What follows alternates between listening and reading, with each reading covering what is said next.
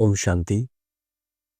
हम सभी ब्राह्मण बच्चों के श्रेष्ठ लक्ष्य है अपने आप को संपूर्ण बनाना और अपने जीवन में दिव्य सुख, शांति, आनंद, प्रेम को महसूस करना। ईश्वर जितना हमें सुख और शांति की स्थिति में देखना चाहता है, वास्तविकता में हम हमारे जीवन में उसको महसूस नहीं कर पा रहा है। इसका कारण क्या है, ये भी हमें बहुत समय तक मालूम नहीं पड़ता है। कहा जाता है जैसा लक्ष्य वैसा लक्षण, लेकिन हम हमारे लक्ष्य क्या है उसको हम बहुत कल तक क्लियरिटी से जानते ही नहीं थे। इसलिए तो ईश्वर परमात्मा वो हमें हमारे 84 जन्मों की कहानी को सुनाया, हमें त्रिकालदर्शी बनाया, हमें स्वदर्शन चक्रधारी बनाया और हमें याद दिलाया ततत्तम, तुम ही वो देवता थे। और बाबा अभी कह रहा है कि तुम्हें इस पुरानी दुनिया को भूलना है और नई दुनिया को याद करना है, क्योंकि कहा जाता है जैसा लक्ष्य वैसा लक्षण। हमारा लक्ष्य जैसा होगा, हमारा लक्षण यानी आचरण भी वैसा ही होगा। बाबा कहता है कि मैं तुम्हें 21 जन्मों के लिए मुक्ति, जीवन मुक्ति देने के लिए आया हूं, लेकिन सतयुग में हमारा होगा 8 जन्म और त्रेता में होगा 12 जन्म, तो इसको मिला के हुआ 20 जन्म। लेकिन बाबा कहता है हम तुम्हें 21 जन्म के लिए मुक्ति और जीवन मुक्ति देने के लिए आए हैं। तो एक जन्म है अभी हमारा ये ब्राह्मण जन्म। हम अगर हमारे बुद्धि को स्थिर कर ले और अपने मन को सतयुगी दुनिया में स्थित करे, तो हम उस दुनिया को यहाँ पर रह के ही महसूस कर सकते हैं। और कहा जाता है लॉ ऑफ अट्रैक्शन में कि जो हम महसूस करते हैं हम वही बनते हैं। इसलिए बाबा भी हमें बार बार यही याद दिला रहा है कि तुम पूज्य देवी देवता थे, तुम श्रेष्ठ युगी पवित्र देवी देवता थे, तुम्हें वो फिर से बनना है। और वो बनने का पहला स्टेप ही है हमें खुद को उस दिव्य स्वरूप में अपने आप को महसूस करना होगा।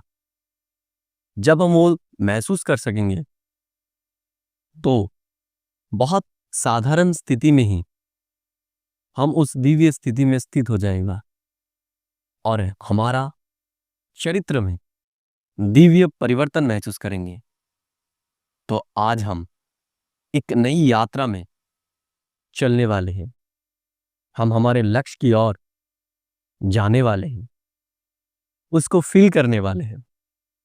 तो पहले अपने आप को अपने शौच स्थिति की सीट पर स्थित कीजिए, दिव्य देवता के रूप में भ्रकुटी सिंहासन में विराजमान मैं ज्योतिर्बिंदु आत्मा। अपने आप को महसूस कीजिए इस देह से न्यारा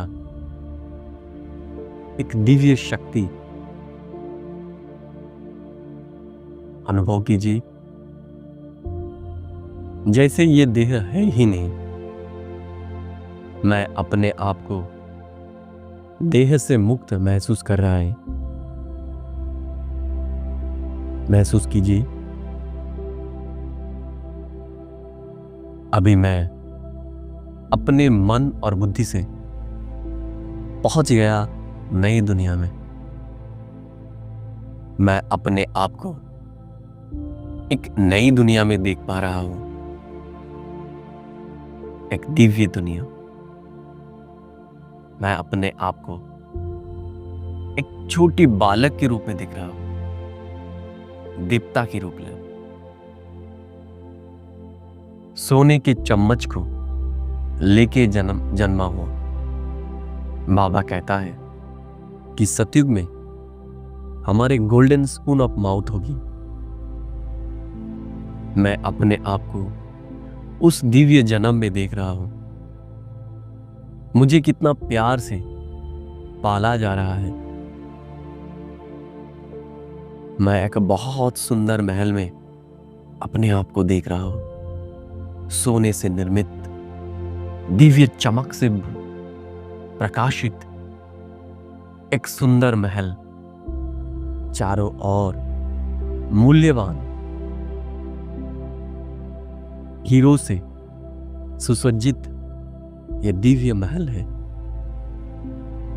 अभी मैं अपने आप को मेरे दोस्तों के साथ सतयुगी स्कूल में देख रहा हूं, पठन पाठन करते हुए। हमारा टीचर भी हमारे जैसे श्रेष्ठ देवी देवता ही है। वो हमें इस दुनिया के पढ़ाई नहीं पढ़ा रहा है, वो हमें दिव्य और अलौकिक पढ़ाई पढ़ा रहा है। यहाँ का पढ़ाई नहीं है, खेल है। हम खेल रहे हैं। यहाँ पर हम चित्र को अंकन कर रहा है। हम बहुत ऊंचा स्टार्ट आर्टिस्ट के समान हैं। हमारे हाथों में जैसे जादू है। यहाँ पर स्कूल में हम नाटक और संगीत को भी सीख रहे हैं। हमारे गले में जैसे कोई अलौकिक जादू है। अभी अपने आप को देखेंगे सतयुगी प्रिंस के रूप में, अपने दोस्तों के साथ। मेरे सामने पुष्पक विमान मेरे लिए प्रतीक्षा कर रहा है।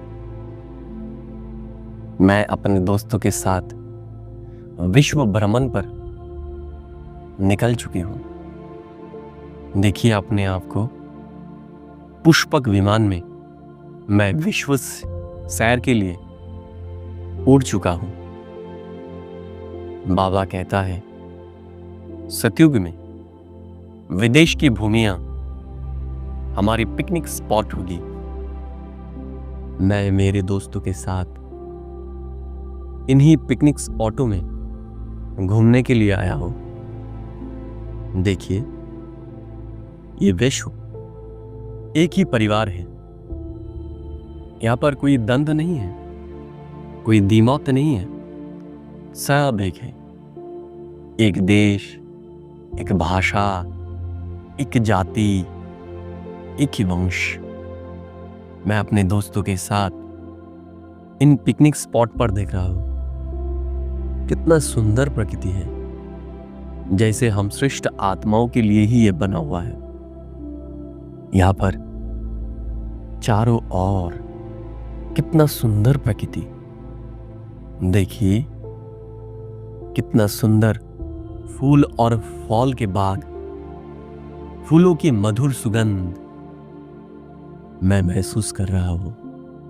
मेरा हृदय इन्हीं अलौकिक सुगंध में मोहित हो गया है। कितने सुंदर सुंदर फल जैसे हमें आह्वान कर रहा है कि मेरा स्वाद लो। हम सभी एक सुंदर पेड़ के पास गए और हाथ लगाते ही फल हमारे हाथ में टूट के आ गया। मैं उस दिव्य फल की मिठास को और उसका स्वाद को महसूस कर रहा हूं। महसूस कीजिए इस रसीले फलों की स्वाद को। कितना दिव्य स्वाद है। ऐसा स्वाद मैंने कभी भी महसूस नहीं किया। बाबा कहता है सतयुग में कोई भी आर्टिफिशियल चीज नहीं रहेगा। नमक, चीनी, ये कुछ भी नहीं रहेगा। खाना भी हमें पकाना नहीं पड़ेगा। फलों में ही सब तरीके का स्वाद रहेगा और फल भी शक्त नहीं होगा। उसको खाने में हमें कष्ट नहीं होगा। वो तो नरम होगा और बहुत सुंदर होगा। मैं इन फलों के स्वाद को, इस रसों के मिठास को महसूस कर रहा हूं। बड़े बड़े सुंदर सुंदर तितलियां मेरी चारों ओर घूम रहा है। पंछी उनके सुंदर संगीत हमें सुना रहा है। ये कितना सुंदर दुनिया है। मैं अपने आप को एक छोटे नदी के पास बैठा हुआ देख रहा हूं, अपने दोस्तों के साथ।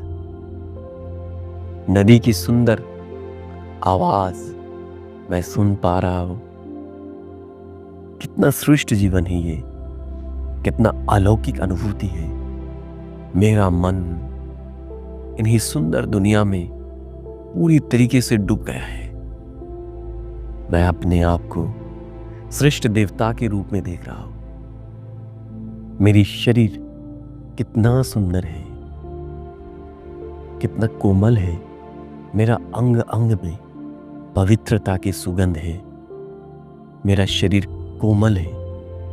मेरा शरीर संपूर्ण तरीके से स्वस्थ है। मेरी आंखों में, मेरी मुखमंडल में एक अलौकिक तेज, एक अलौकिक आकर्षण है। अभी मैं खुद को मेरे राजमहल में देख पा रहा हूं, मेरे सभा में। मेरे जैसा ही बहुत सारा देवी और देवताओं के साथ राज्य करते हुए। यहां पर राजा शासक नहीं होगा, यहां पर राजा पिता होगा। मैं अपने प्रजा को एक पिता के रूप में देख रहा हूं, उनके साथ एक पिता की तरह मिल रहा हूं। देखिए अपने आप को, यहां पर सभी सुखी है। राजा भी सुखी है, प्रजा भी सुखी है। यहां पर किसी के अंदर कोई भेदभाव नहीं है। यहां पर कोई उच्च, कोई नीच नहीं है। सबके प्रति समभाव, समभावनाएं। ये कितना सुंदर दुनिया है। मेरा मन पूरी तरीके से इस दिव्य दुनिया में डूब चुका है। मैं कितना खुशनसीब हूं। परमात्मा को बहुत बहुत धन्यवाद मुझे इतना श्रेष्ठ जीवन देने के लिए। आज मैं सारे दिन में इस अलौकिक दिव्य अनुभूति में मेरे बुद्धि को डुबो दूंगा और पुराने दुनिया को भूलकर अपने इस सुंदर दुनिया को ही, इस सुंदर जीवन को ही बार बार महसूस करूंगा। ओम शांति, ओम शांति, ओम शांति।